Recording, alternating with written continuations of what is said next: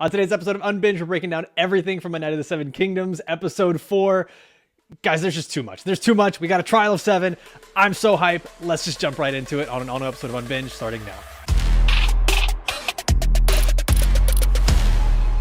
Welcome into Unbinged, the podcast where we break down the shows, movies, and news you love to binge. I'm Alfredo Brown. I got Jagger, May, and Matt Kopfhamer with me. We're going to get into everything from this episode, but first, the spoiler warning. Hey, this is your one and only spoiler warning. We're doing it right now, so don't get mad at us when you skip this part. We are so fucking back. I am so hyped for this. Jag, we watched this together, dude.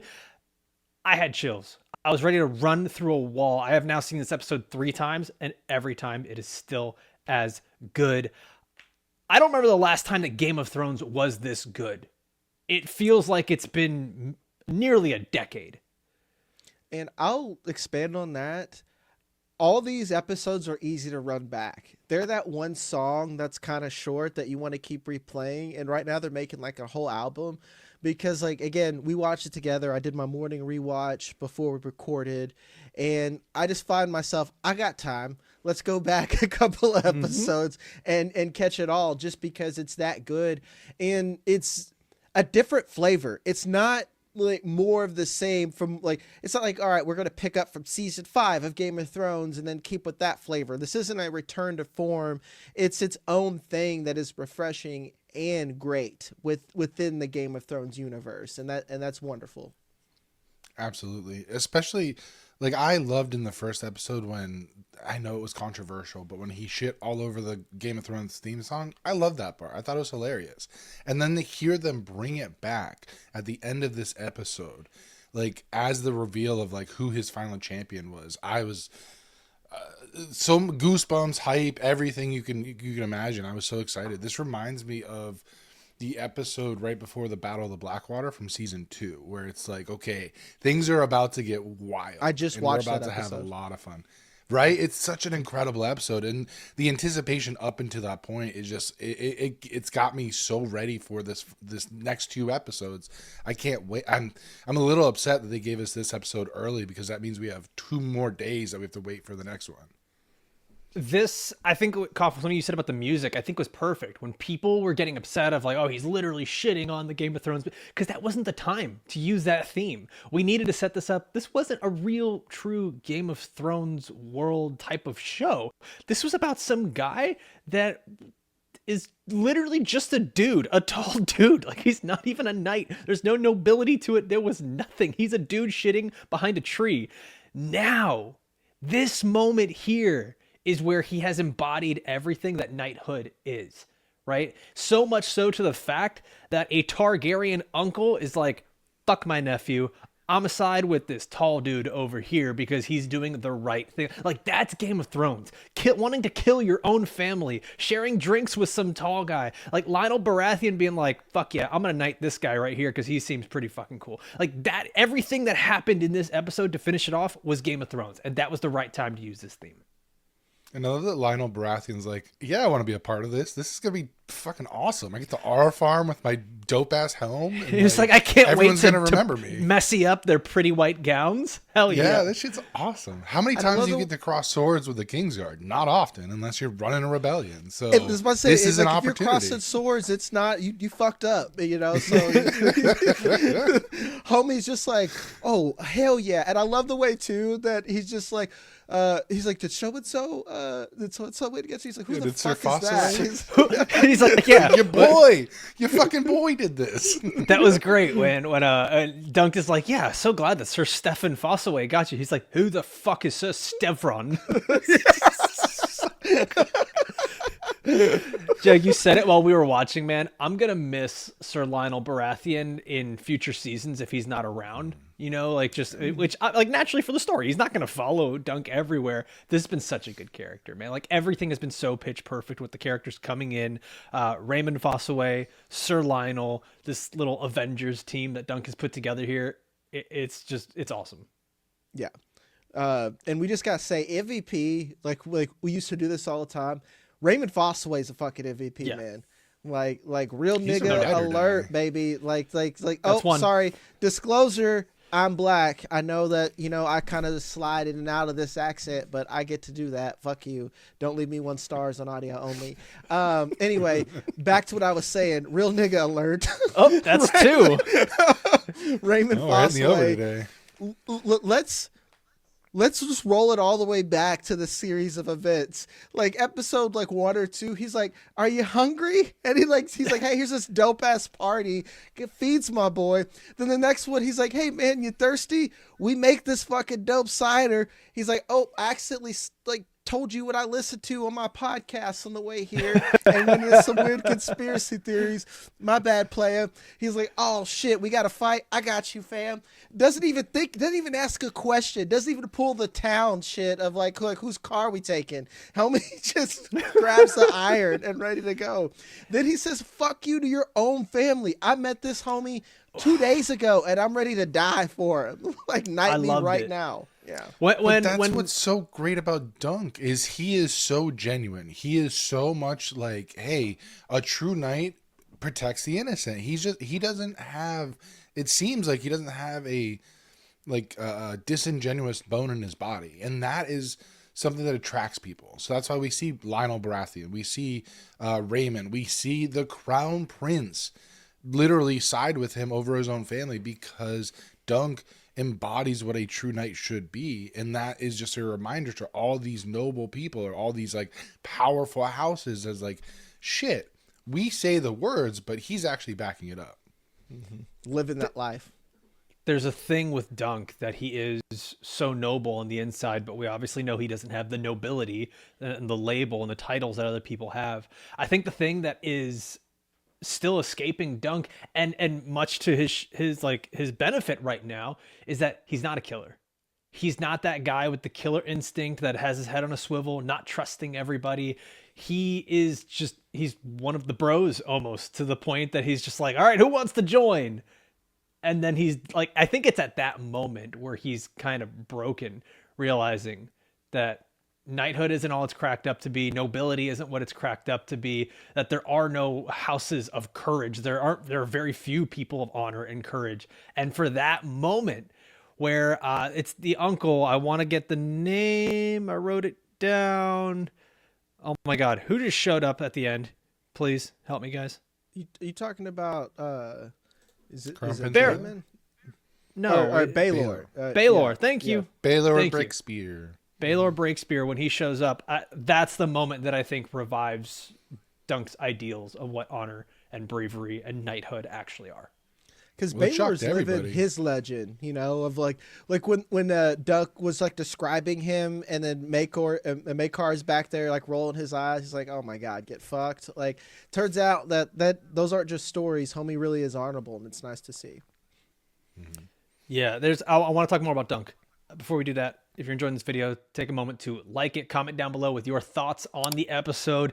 Is this the best that Game of Thrones has been since, I don't know, like second to last season of Game of Thrones, guys? Like that's what it feels like. If you're listening on the audio side, take a moment to leave a 5-star review on Apple or Spotify. Those have been helping us so much. We are an independent podcast that is growing. We're covering A Night of the Seven Kingdoms, The Pit. Every Tuesday, we're giving you the biggest headlines and entertainment news and talking about those. And then we've got Paradise. It's going to have a 3-episode drop on February 23rd. We'll be covering that as well.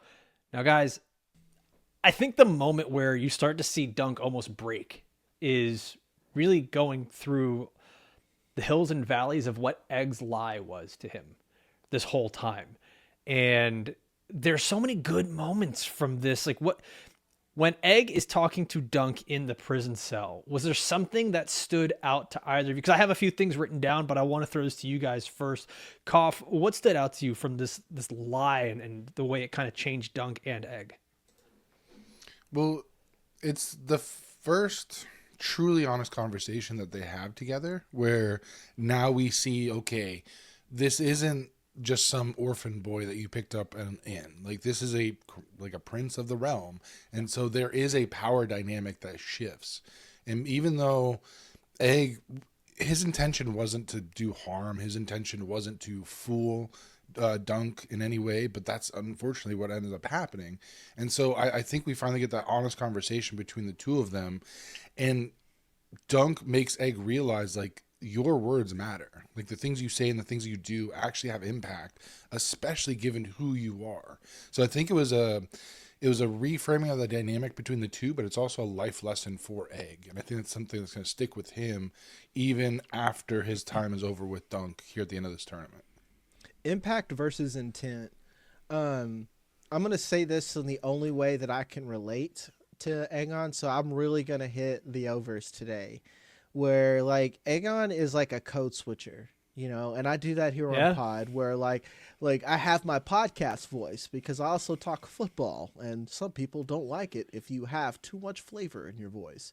And then I'll be like, oh shit, real nigga alert. Like that's what like Aegon is, but I would say that he goes from being noble, like hands behind the back, you know, saying proper, very kingly, to where he's screaming, kill him, like on the side, you know, like watching tilts.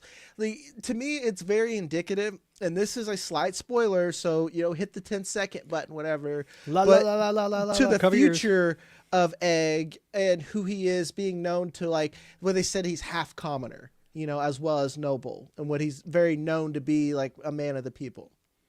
He got to be himself for the first time. Like both sides of himself, you think, or right. like kind of like Batman and Bruce Wayne, but the man in the cave is kind of both. Yeah, I think. Well, I mean, obviously, since he's a kid, right? He's still developing into who he is. But I think that as a kid, being born into this family with such expectations, and the people around him, he's been told he's small. He's been told he's useless. He's been told he's this and that, and the people around him. I mean, you got Arian saying putting knives between his legs while he's sleeping, and saying, "I've got too many brothers. I might just turn you into my sister and marry you." That's so fucked up on multiple levels. It's like, okay. Yeah. I mean, this was the first time that, and you can see why, like running away from home, sleeping under a tree, and eating whatever you find was almost the preferred method of life for Egg at this point, because he could just be him. He could say the things he wanted to say, but you could always see like there was a little bit of that refinement still left over with him from like his royalty. What I noticed here in the prison is, Jag, like you said, there's still the mannerisms there. There's a cool moment where Dunk is seated and Egg is standing, and it's just kind of that brief reminder for Dunk that like, hey man, you are not highborn. You are not nobility for how big you are. Look at you in this tiny prison cell. Instead of looking up at the stars, you're looking up at bricks. And then here comes an Egg in his dragon riding Boy Scout outfit, hands behind his back. Drip. Yeah, in full on Targaryen drip, and just able to stand over you. And it is so indicative of who they are, but then Egg still calls him sir the whole time. Still calls him sir, still gives him the respect of a knight. Those things were just, they stood out to me so much in the way that they responded back and forth. And then there's something from the book, Kopf, and I want to get you on this. I wrote it down here. I'll read the line from the book. Dunk looked at Egg thoughtfully. He knew what it was like to want something so badly that you would tell a monstrous lie just to get near it. And I think that's where they go back to reconnecting. They kind of gloss over that here, but you have that moment when Dunk is now upstairs meeting with Baelor, and he's like, no, he's a good lad. Like he's just sort of reminded almost of who he is, and how Egg mirrors that so much. They both lied to get where they're at. Yeah. Yeah, absolutely. I would say that Dunk's lie is a little bit more dishonorable. Egregious? Just because, because like Egg lying about who he was to be a squire is like, you could be like, it's innocent. But Dunk puts his own life at risk. Egg doesn't realize he's putting other people's lives at risk. Right. It might be more innocent by Egg because he's a child, but being naive also like doesn't excuse it away. Like Dunk is either I got to do this or I ain't shit. Stolen valor. Yeah. Right. But no, I can understand. Like that's why Dunk at the end of that scene becomes a little bit softer towards Egg, because he's like, I get it, bro. Like I understand where the intent comes from. I understand the desire. I understand why you did what you did, but you still kind of fucked me. So I'm still going to be a little pissed off at you, but yeah, I'm going to defend you in front of other people. And to be fair, he kind of takes that rage out on Daron, because like that's where that's like the original sin, if you think about it. Yeah. You know, that was none of this shit would have happened if that didn't lie. Yeah. Like Dunk would have gotten some new armor and a horse from Sir Spitz-a-Lot and shit. So and probably he might have died poor, but he, you know, it's a series of unfortunate events that got us to where we are. But to be fair, I want to circle back or bring it back to what we opened up with about how this started differently, how we literally shit on the Game of Thrones theme. Dunk doesn't fit into that at all. No. And this first season is very much him earning his way to fit into that, because Alfredo, you said it. Dunk isn't a killer. The only way we've seen people move up in Game of Thrones like this is from fucking killing, and that's Bronn. Bronn was just like, yeah, I'll slice any throat you want. You want me to fuck a fat girl? For sure, dude. You're going to give me a castle? Hell yeah. He was just so down all the time. Dunk isn't like that, and he's actually earning his way into nobility, into the high table the right way. And I think that's rare because most people don't win being noble in this universe. Thank you for bringing that up, because that's exactly what Sir Stefan does. Because he was like, I'm your man. I'll fight on your side. I'll bring all my friends. Like, we'll have 7. It'll be great. I get to, you know, push Aerion's little bitch ass in the mud. And then the next day we find out, oh, Aerion promised me a lordship. So sorry, bro. I'm on his side. I'm out. And so again, we see that dishonesty gets paid in this universe. And so even if you have the title of knight and you're like, yes, I have all this honor, like, you doing the shit thing is what gets you rewarded in this universe a lot of times. And so Dunk being the antithesis of that hopefully gets him a payday someday. But there will be a payday. Hallelujah, what a payday. So waiting for you to pick that up. So hopefully he gets rewarded in the end for being like a true knight and for doing the right thing. But unfortunately with Game of Thrones, we've seen time and time again that the person that wants to do right kind of gets fucked over in the end. Yep. He's about as dumb as a Stark in the universe, if you really think about it. Because that's for real how the Starks act. Thick as a castle wall, bro. Yeah. I don't think there's been a character with such noble intentions to try to come up from being, I don't want to say, I can't think of a better word other than like disliked or just unacknowledged. Maybe the closest character might be Jon Snow. I would have said Tyrion, but Tyrion was also kind of a fuck ass. Like, yeah, I was like, Jon Snow feels like the closest behavioral connection to Dunk. I'd agree. Well-intentioned, but kind of dumb. Yeah, Tyrion will do bad shit for good reasons. Mm-hmm. Jon Snow won't do that. You know, Tyrion's just like, hell yeah, I'll use some fire. What is that? That green shit. Wildfire. The wildfire. He's like, fuck yeah, I'll use it. Is this incredibly dangerous? Basically a nuke? Yeah, but it's better in my hands than Cersei's. You know. Where does Dunk rank already in terms of like favorite Game of Thrones characters? Is he a top 5 already? He got a lot of killing. He's top 5. Dog. Yeah. Nah, he's top 5 for me. He's not even number 1 on his own team for me, dog. I'm like Sir Lionel. The Egg and Lionel for me. Like, I just like them. All right, Trial of 7 gets brought up here. Kopf, I know you wanna spit for a minute here. 30 seconds, not a minute. You don't get a minute. Not on this fucking podcast. Make a new podcast if you want that. Fine. So what we get to here is basically Baelor he doesn't explicitly tell him, but he sort of insinuates, or I guess it's told off screen, right? Because he leads him to water. Dunk goes in there and he just like, try by combat. just like shouts it out, and Aerion just goes, no, I refuse. And his dad's like, you can't do that, you twat. Makar I like a lot, man. So I like really him a lot. I love him. Makar is like so the Al Bundy of the Game of Thrones universe. Mm-hmm. He's just drinking his beer and throwing his cans at the kid. Yeah. I personally would love to be a second son, because that's how I would be. Like, I don't need to be like Baelor Bracebeard. Not a fourth son, though. Makar's a fourth son. He's way down the list. Either way, dog. Either fucking way. I like being a prince, dope. Being a king, fuck that, man. Like, fuck all that noise. I could just sit over here, be dope at killing. Cause like, like most of the other sons are like, I'm gonna be a sick ass knight. I'm gonna whore and murder the shit out of people. I'm not saying I want to murder, but like in a war, Jack's you're unraveling. We're seeing the layers here. I just want to whore and murder, maybe do some more whoring, more murdering.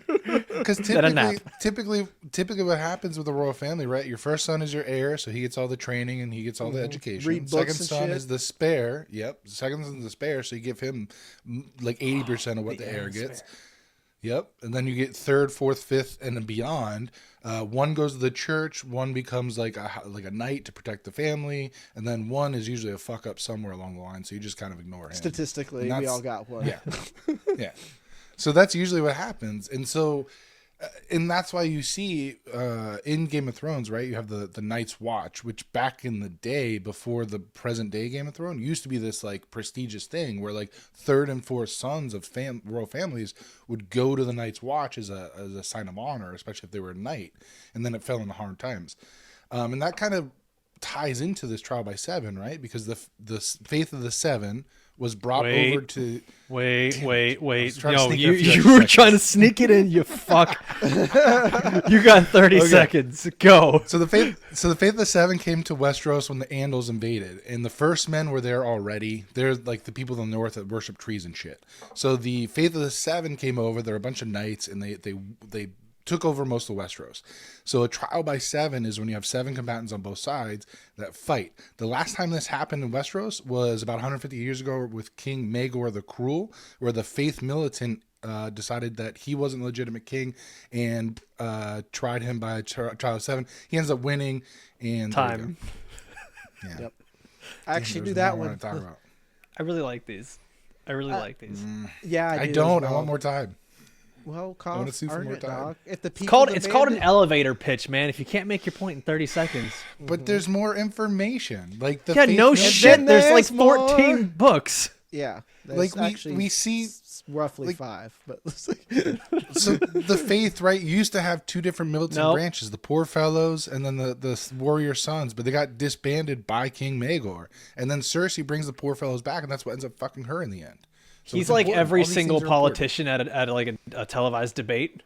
We're I gonna move ignore on here. that We're gonna time move on limit.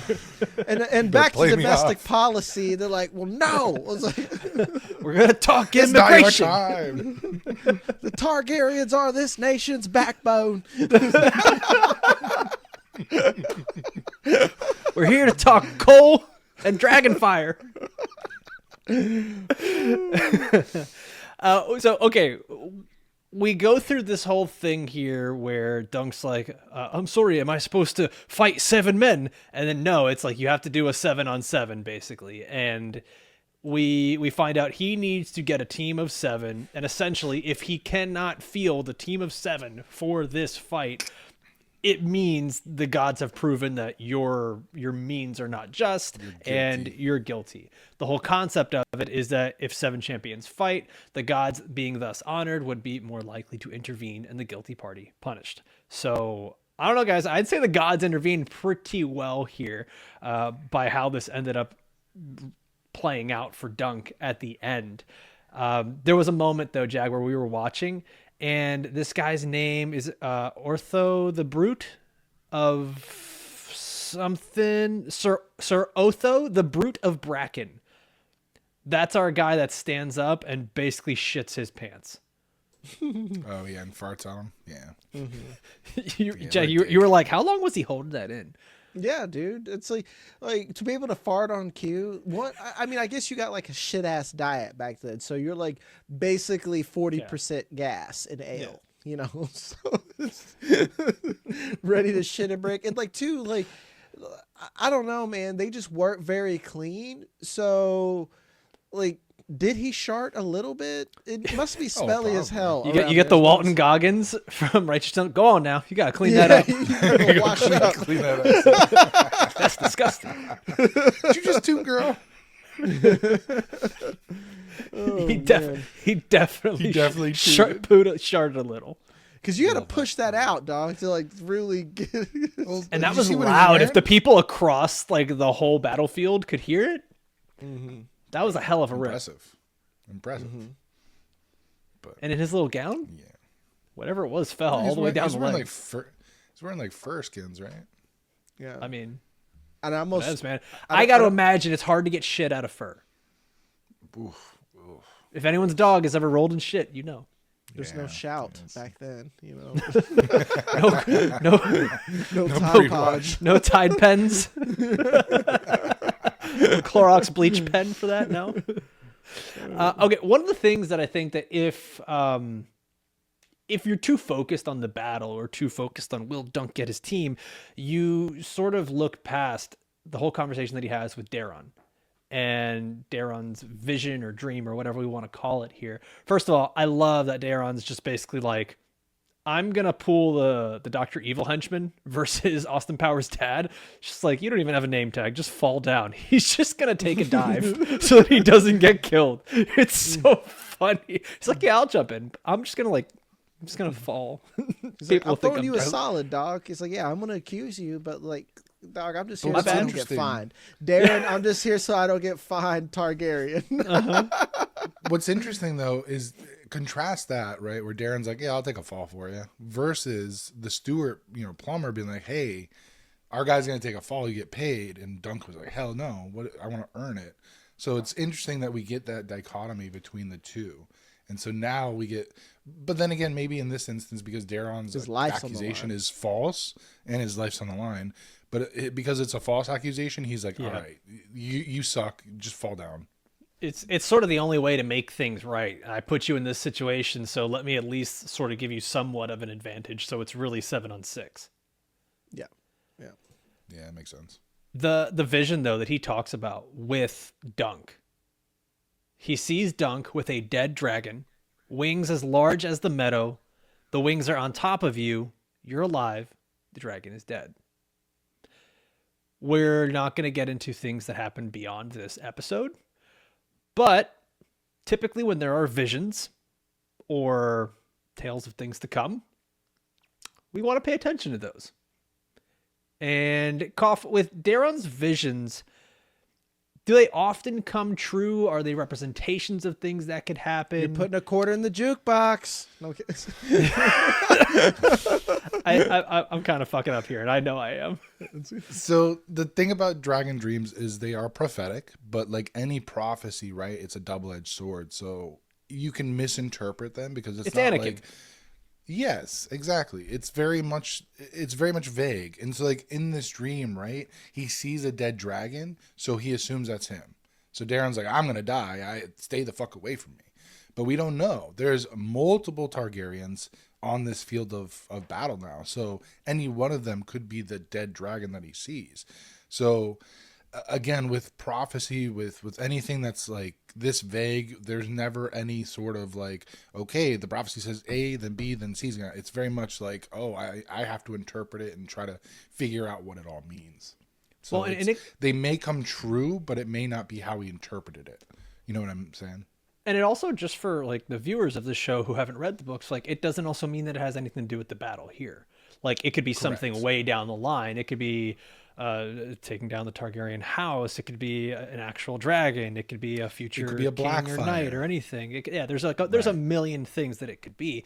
But I think it's one of those things to kind of take it, listen to it, hold on to it, put that in your pocket Keep it in the for back of your future pocket, yeah. episodes. Yeah. Yep.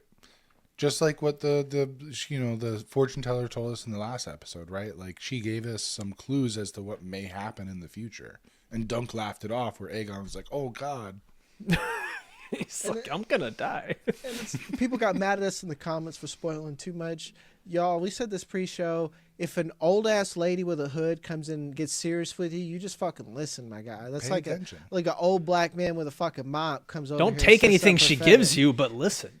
Yeah, exactly. If it's an apple, maybe not eat it. If it's a Yeah. fortune cookie, don't eat the Definitely cookie, don't eat but that. definitely read the paper. You know. You just be Tony Stark. Like, I don't like to be handed things. Just tell me. Just I'm tell actually me. kind of like that. Yeah.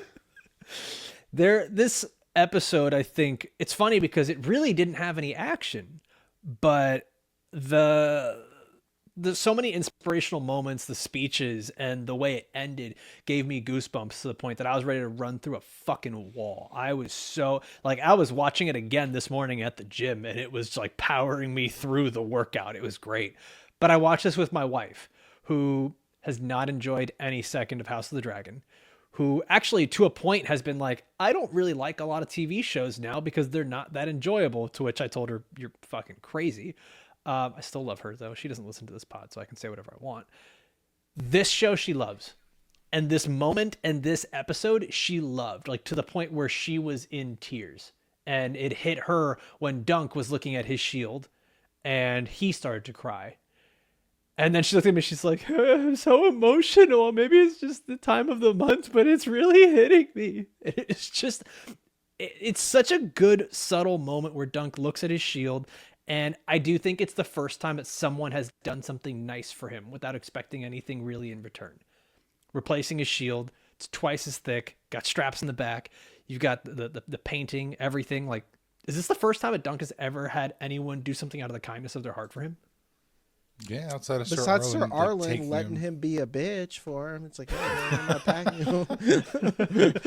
you. I gotta carry his big dick everywhere. You can carry my bags. But again, this goes back to what I was saying earlier, where Duncan is so genuine that people are attracted to his persona, and so they want to help him. They want to do they want to do things for him.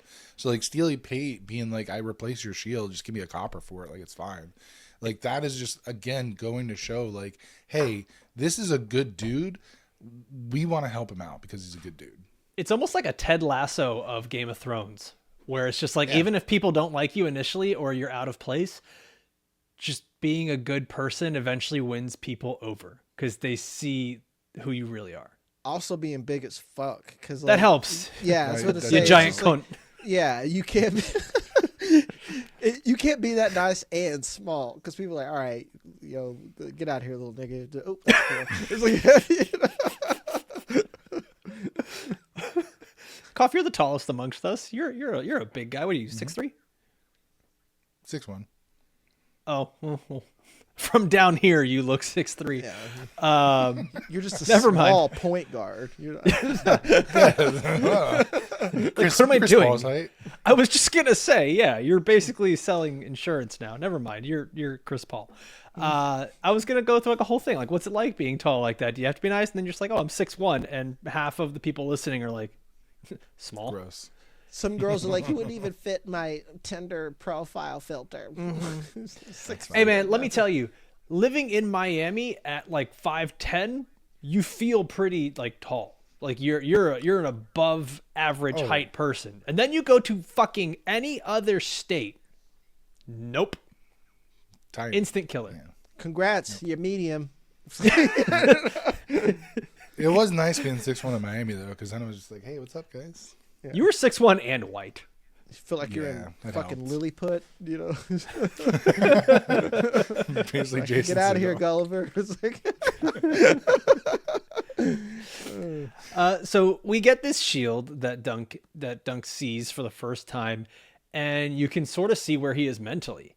That he's just like, oh no, there's so many bad omens on this. The star is falling, not shooting across the sky, it is falling from the sky. And it's, there's night is befalling over this shield. All of these are indications of death. And then our guy who hands him the shield is the one to tell him, look at the elm. Like, the elm is green and lively. It's strong. Those are It's summer leaves. yeah, summer leaves, baby. And I think what it goes to show Dunk too in that moment, that even if he's down on himself, the people around him, the people who believe in him, can be there for him. That's something that he hasn't had, which is truly like a family of people, a support system. It's something so small as to just give a word of encouragement, but then we get that later, where we see this support system of 6 people willing to fight with him. mm-hmm. Shots Raymond Fossaway again. I just gotta say, Raymond, his line where he's just like, "Are you talking to your horses? That's mad." So good. So good. I love the way You hungry? immediately like Dunk immediately gets out of the clank and he's just like about to talk. He's like, "Are you hungry?" Like that is such a homie. That's definitely like your boy picking you up right out of prison. It's like, all right, man, what do you want to eat? You know, if it's like the opening scene of Ant-Man when Luis picks him up. He's like, yeah, my dad died, so I got the van. Like that was Raymond Fossaway. Man, Baskin Robbins always knows. Baskin Robbins always finds out, man. All right, so we get to the trial of 7 and Arian's team here. So we've got Arian for 1, Makar 2, Daron, who agreed to fall down, and then 3 Kingsguard Knights. So that leaves us at 6. He needs 1 more. Dunk's team. Who's broken leg guy? I missed the name. Harding. It's the one that Arion faced. Harold. Oh. Is his name. Oh, for sure. That guy fucking hates Arian. Yeah, he's just like, Dog, you my stabbed leg my is horse broke. and broke my leg? Yeah, he's like, I can't "Fuck stand. Yeah. But just let me keep on a horse and I'll be fine. The beef makes up for that leg. Like he's got skin in the game, literally. Yep. I don't want violence against animals, but I wonder if he's going to kill Arian's horse. Anyways. Dunk's Cut that team. out in post. That was worse than my murder and horror. I didn't say I wanted him to. I said I wonder if he will. Okay. Dunk's team. So we got broken leg guy. Sir Robin Risley. Nice to see that come back into action here. So he's not in the book, by the way. So he is a show. He's a show creation. Because in the book, it's two Hardings. It's like the dude with the broken leg and his cousin. Dope. I hope we get some cool action from Risley. Lionel Baratheon, who just aura farming the shit. And yeah, I know, kids, you're excited I said aura farming, but aura farming the shit out of that armor he's got on. Looks great. Dude, just so ready to fuck shit up. I am loving all the armor sets. I love the difference in the Targaryen armors. Like Aerion's and Makor's have the spikes on them, whereas Baelor's and Valar's have like more of the bands. Like, it's all fucking sick. I love it all. Sorry. It's great, man. And then we start to figure things out where Dunk goes up to Sir Lionel Baratheon and he's just like, I'm really glad that Sir Stefan Fossaway got you. Just honored. And Lionel, who the fuck is Sir Stevron? The boy came and got me. So I wasn't going to miss a chance to bloody up the Kingsguard in their pretty white gowns. Just a perfect character in every single way. We find out Sir Stefan Fossaway has been given lordship. He joins Arion and the accusers. Raymond Fossaway immediately just tells him to go fuck himself. Sir Stefan tells him, like, yeah, go fetch me my horse, and he's just go get it yourself. Immediately turns on him. It's great. So, small little spoiler. I'm not sure if they'll actually bring this up in the show later, but after this event, because of Cough, am I going to the be mad at this Fossaways- spoiler? No. Because of the Fossaways kind of breaking apart here, like we've heard mention that Sir Stefan is part of the main branch of the Fossaway tree, and their symbol is the red apple. After this event, Sir Ryman breaks away, starts his own cadet branch of the Fossaway tree, and he takes the green apple as his symbol because there was a little verbal bar back and forth between them in the first episode where he's talking about how Sir Stefan is rotten to the core versus I'd rather be as green as a spring apple versus rotten to the core like Sir Stefan, something like that. So that's a little Easter egg that's going to come up. Is Fossaway is going to have a new cadet branch because of Raymond. Easter apple, if you will. Yeah, there you go. So Sir Stefan Fossaway betrays Dunk, gets some lordship. He's super excited about that. And then we get the moment where Raymond Fossaway is immediately just, he's down for the cause. He's like, let's go, knight me. I want to do this. And once again, it's not inherently said, but it's implied. Dunk hesitates here. And I don't think it's because he doesn't want Raymond to join in, but because he doesn't know how to knight someone. And Sir Lionel Baratheon ends up having to do it. And he's telling Dunk, he's like, any knight can make a knight. Go for it. And there's that brief pause. And luckily, he's saved by having to go elsewhere. But that moment, too, where Lionel Baratheon knights Raymond, fantastic. Like, I got chills in it. Yep. Hell yeah. I Chose You by the Father. That's not, yeah, all of it's fucking sick. I love it so much. So, guys, that final moment here, we get Sir Baylor coming in. Would you guys, if you're sitting in the audience there and Dunk is pleading his case, are you jumping in to help him out? Yes. Because that speech was phenomenal. I get to Sir fight my Arlen, government. Jack's like, I'm in. I don't even care who it is. I am in. Dunk says, Sir Arlen taught me to be a knight, not just sword and lance, but honor. I was not his blood, but I have followed his example as your sons will follow yours. That shit would have had me right there.